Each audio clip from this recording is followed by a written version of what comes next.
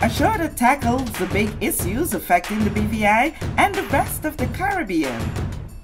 Searches for answers to today's big questions and gives viewers a unique perspective on developing stories. Follow the big story with me, Kathy Richards, only on GTV.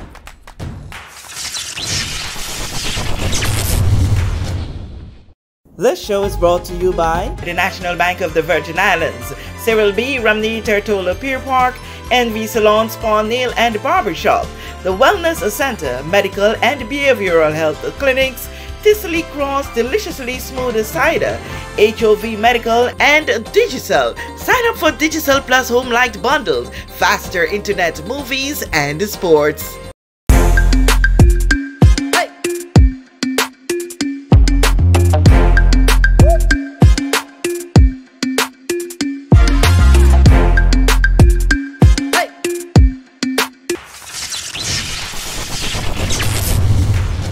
On this edition of The Big Story, fuel surcharge on domestic and commercial electricity bills for the month of September has caused a stir to the extent that at the October 25 press conference of the opposition of the House of Assembly, District 8 Representative Honorable Marlon A. Penn called on the Virgin Islands Party government to step in.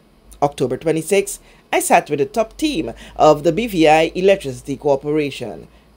BVIEC, good morning. Thank you so much for agreeing to speak with me on this impromptu note, but we would have attended a press conference yesterday with the members of the opposition, and it was alluded the surcharge on fuel that consumers are facing with, and it would have appeared to most persons that it has been the highest ever, based on what was said to us in the press conference. And, hearing the comments after, a person says, yes, my bill was really high this time than usual. So here am I to fact find and to also give you the opportunity to educate us as to how this happened. So if we can, anyone, Mrs. Smith, you can lead off and explain to us what's the current situation as it relates to surcharges right now. Okay, so I guess perhaps thanks, Kathy, again for meeting with us. The perhaps most important thing to understand is the way that the electricity bills are structured. So there are two components to it really, which is the rates, which is the tariff, and we have different bands depending on how much energy you use. And then the second component of it is the fuel surcharge side of it, which is essentially the cost of the fuel that was used in any particular month to produce the power that the consumer uses. It is important to note that our tariff hasn't changed since the inception of the company, which is in the 1970s, 79. So that's important. So consumption tariff is the way that we rate, charge you for the power that you use, okay?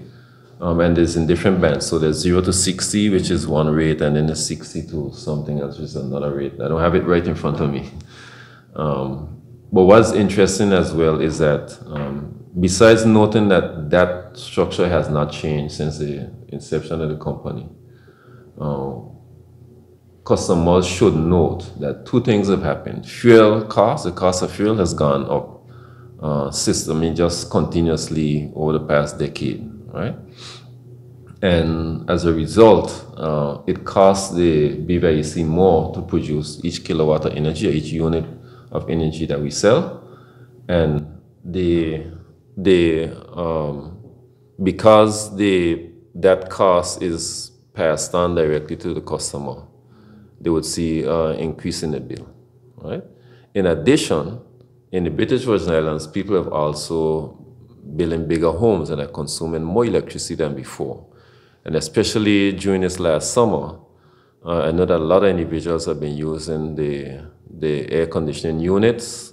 I wouldn't say excessively, but perhaps more than usual because of the heat wave that we've been experiencing. So those two factors together, continuous increase in the price of fuel plus the extra use of energy by consumers has contributed to the bills going up.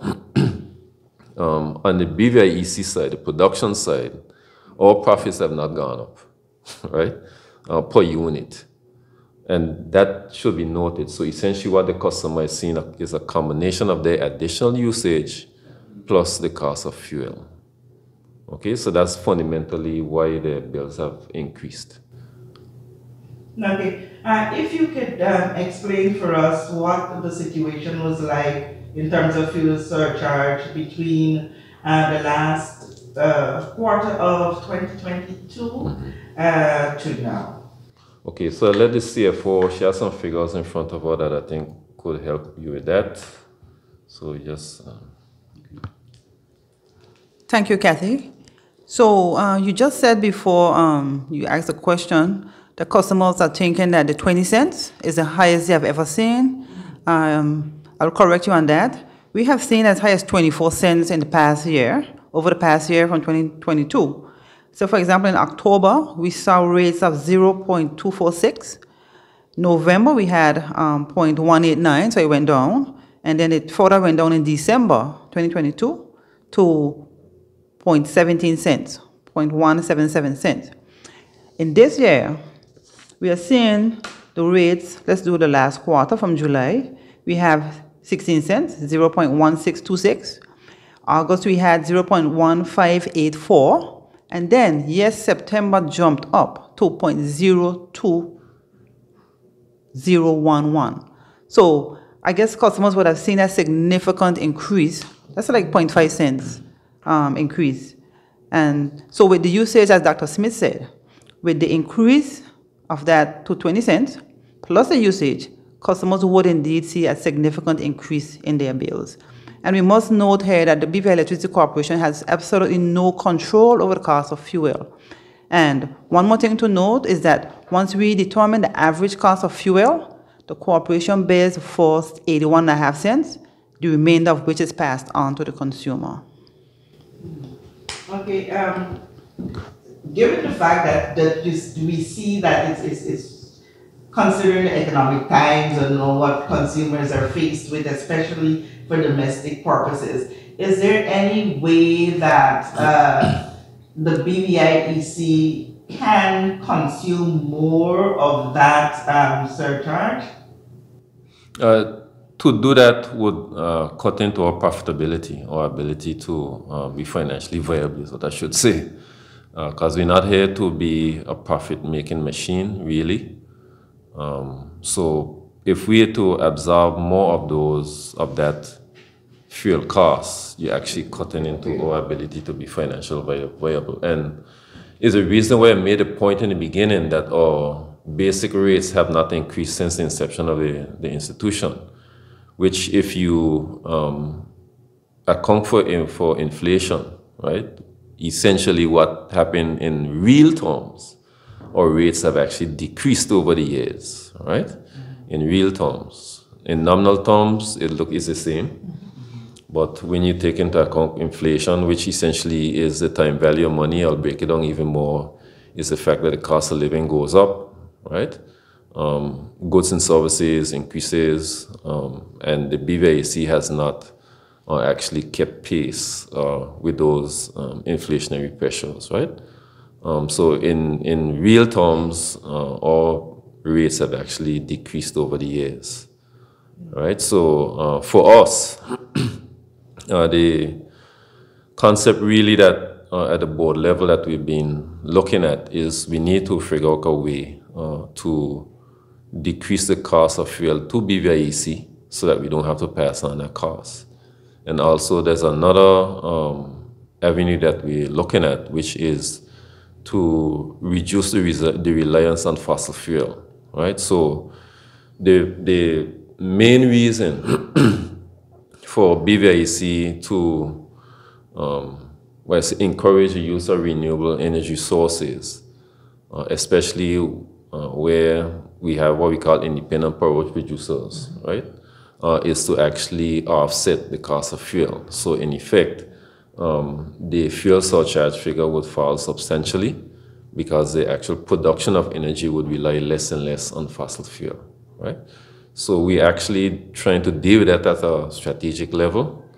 And we also trying to effect efficiencies in the company itself so that, we could maintain the tariff at the same rate for as long as possible. Because to be frank with you, to have a rate that is over, that's what, 40-something years, 44 years. If I'm to do the inflationary, if I'm to calculate that in real terms, it's just, what do you say? I don't want to say it's a nonsense. It's just ridiculous that they should be held for such a long time. But we also know that having cheap energy available to the consumer in the BVI is a significant factor in us being able to develop the territory. So there's no appetite in BVIEC to raise the rates, although it would be nice if you could get it. But we'll have to see how we could look at that so that we could maintain our financial viability. Okay, that brings me to the question, is BVIEC subsidized in any way by government? No, not on a regular basis. There have been equity injections for various reasons where there were significant events in our history where we needed assistance from government. But on a regular basis, no. We don't get any subsidies from the government to the Bachelors. We're not designed that way. Any discussions that was recent with government as it relates to them buffering the cost, the surcharge, especially for domestic use? Any recent conversations? No, not yet. But I suspect, based on the conversation I saw yesterday, that that'll be forthcoming. And we're prepared to have the discussion at any time. Okay. And for the rest of the team that are here, if you can speak to some of the major issues that consumers really need to understand when it comes to BVI electricity production, distribution, and the general service to them. So, good day, Kathy. I just want to add that onto what Dr. Smith said and Mrs. Sully, that BVIEC has no control of the cost of fuel in purchase, but what we try to do is make our contracts with our suppliers as lean as possible and to ensure that at all costs we have some component of that cost to be fixed such that it minimizes the fluctuation in cost to any significant degree to our customers.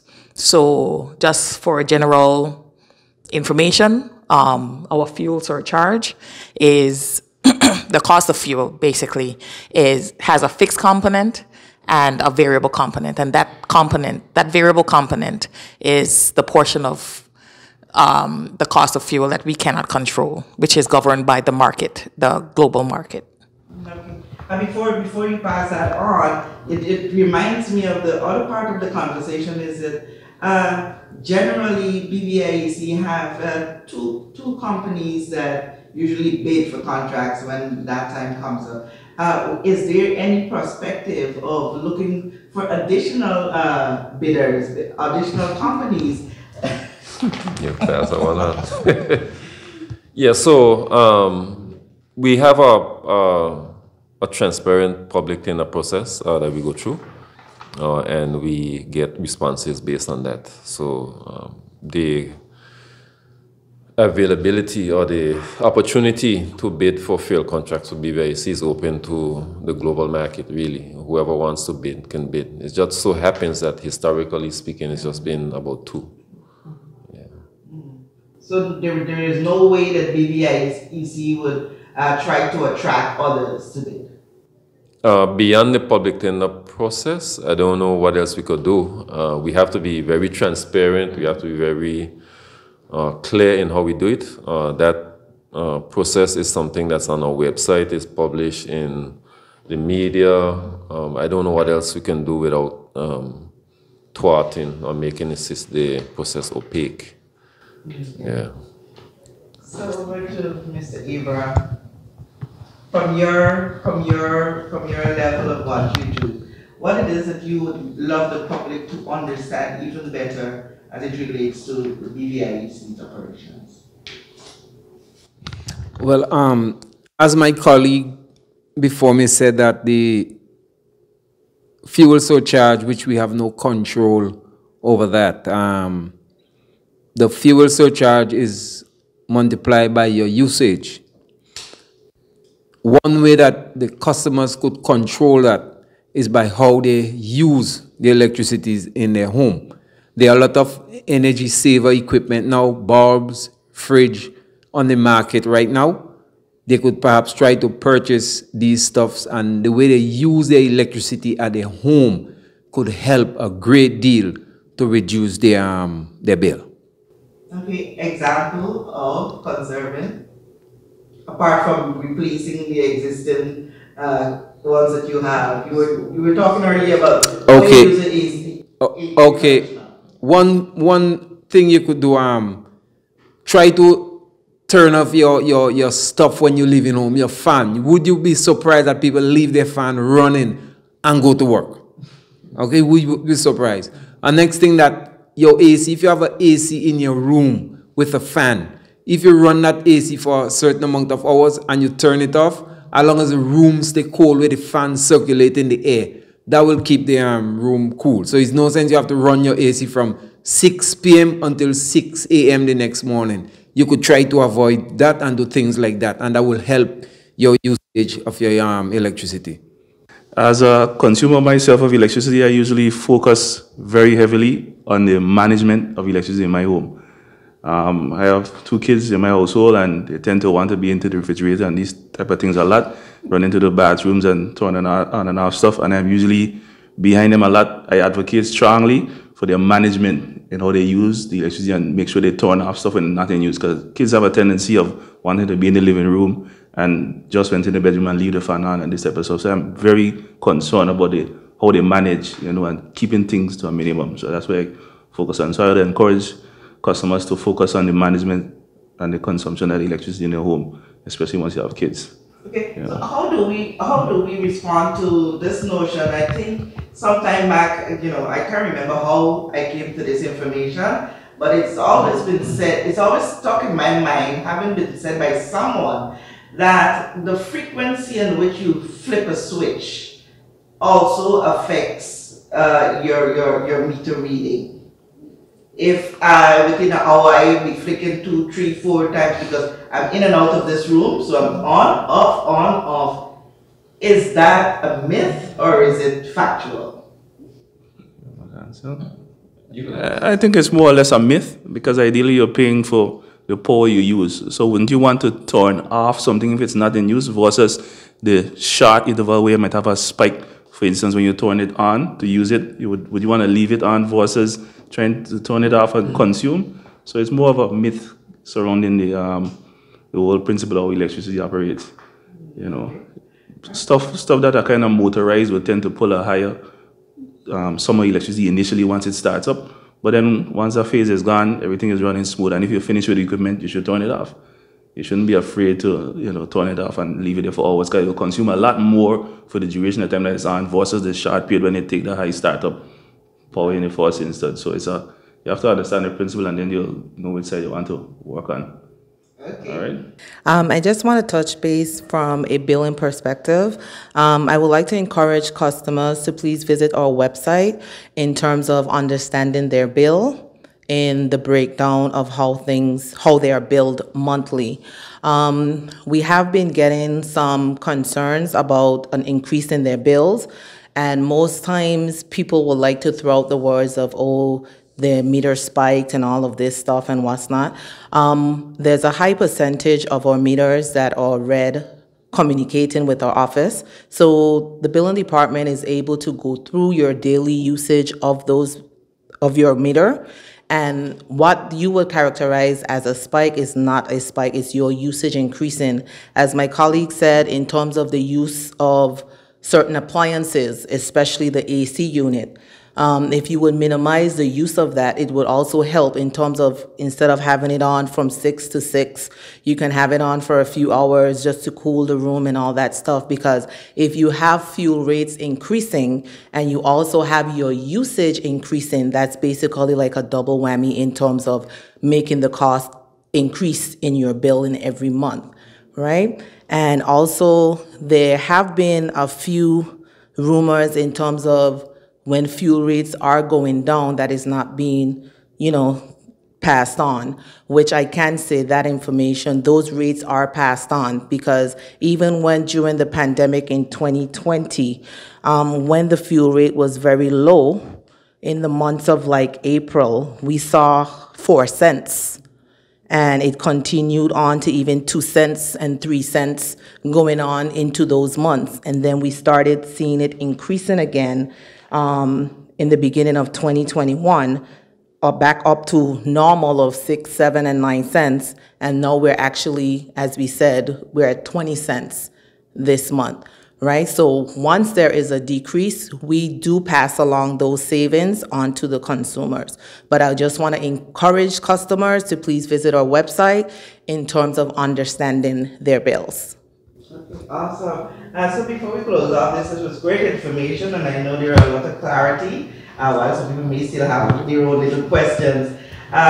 Could you speak to the frequency of power outages that may be occurring from time to time?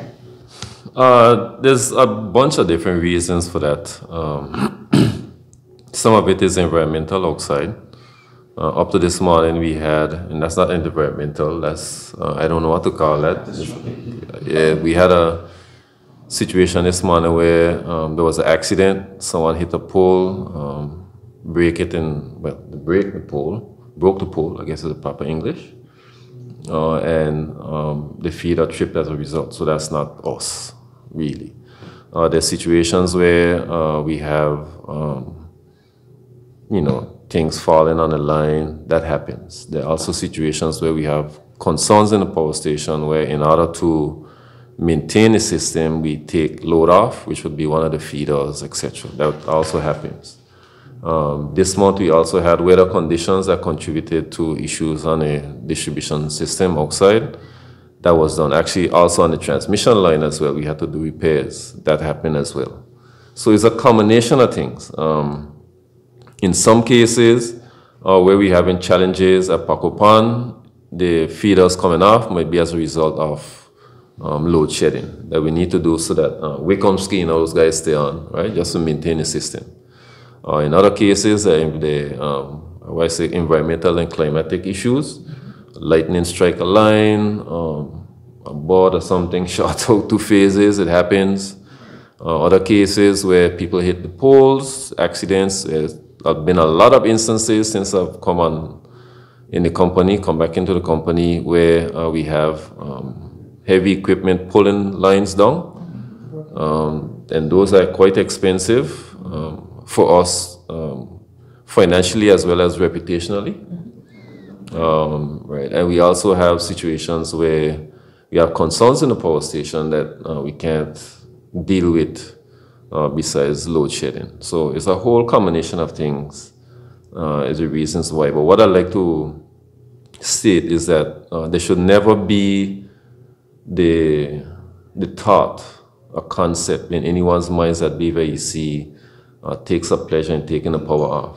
Every time the power goes off, we lose our revenue. It's as plain as that. So it's in our best interest to keep it on. And in cases where it is not directly our fault, we don't come on the radio and say, oh, Mr. So-and-so had an accident and break one of our poles. We don't say that. We just go and try to fix it.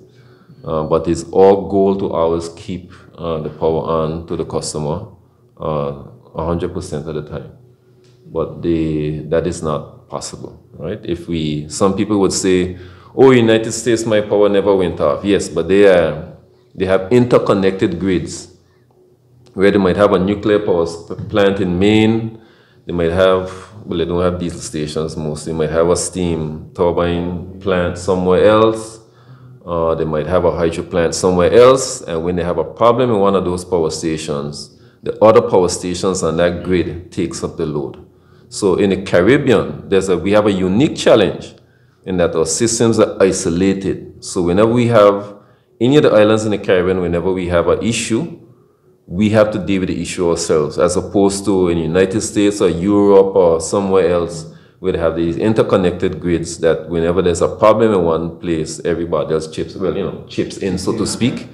the load falls on the other, is distributed against the other, across the other power generating units, right? So I understand that, yes, the expectations, I can assure you, are higher than the customers. We expect power to be on 100% of the time. We expect everything to be working perfectly all the time, and that is our goal. But life is not like that, is it? So we just do our best with what we have.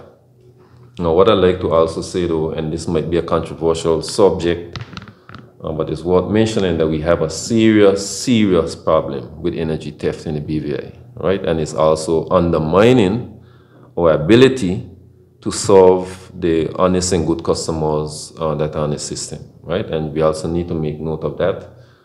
So it might be useful for the customer base to be aware of this, concern that undermines the BVIEC's ability to service customers. Essentially, what is happening is that anyone who's stealing energy from BVIEC, the consumers that are not stealing energy are essentially subsidizing those individuals. That is plain and simple as it is. That's a simple mathematics, right?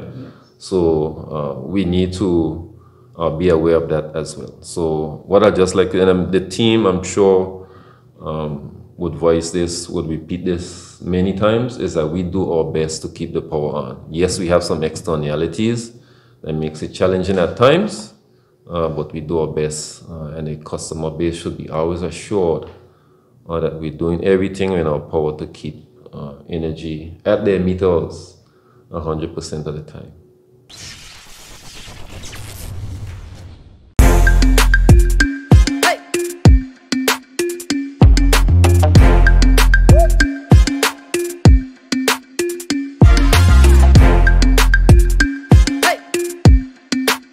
We know that where you choose to bank matters, and it is your vote on what your funds do in strengthening our community. As your official Bank of Paradise, we invest and support the lifeblood of our economy by helping in the realization of personal goals for homeownership, education, and entrepreneurial visions, which support small businesses. We make it our place to connect with persons and worthy causes, and we have been doing so for more than 30 years. Where your money goes and what your dollars empower are your choice. And we thank you for choosing us, a bank that gives where it matters the most, for you, for our community, and a happier tomorrow. The National Bank of the Virgin Islands. Everyone looks to the future, but no one truly knows what the future holds. The number of people under the age of 20 with type 2 diabetes could increase by 49% by 2050. Let it be known that we all have a 30% chance of developing hypertension. Globally, more than 300 million people of all ages suffer from depression. More than 60,000 young adults aged 20 to 39 are diagnosed with cancer each year. Obesity leads to problems such as stroke, heart disease, and kidney failure. No matter your race, age, or color, we are all at risk. These diseases can be managed or prevented if caught early. But with the right medicine and the right doctors to keep us on a path to live a robust and healthy life, we will live well.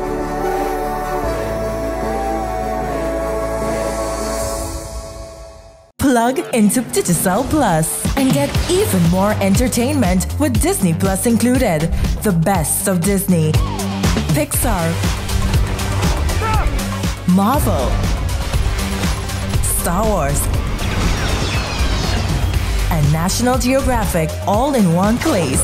Whenever you want, plug into Plus to enjoy Disney Plus and much more with a home fiber bundle.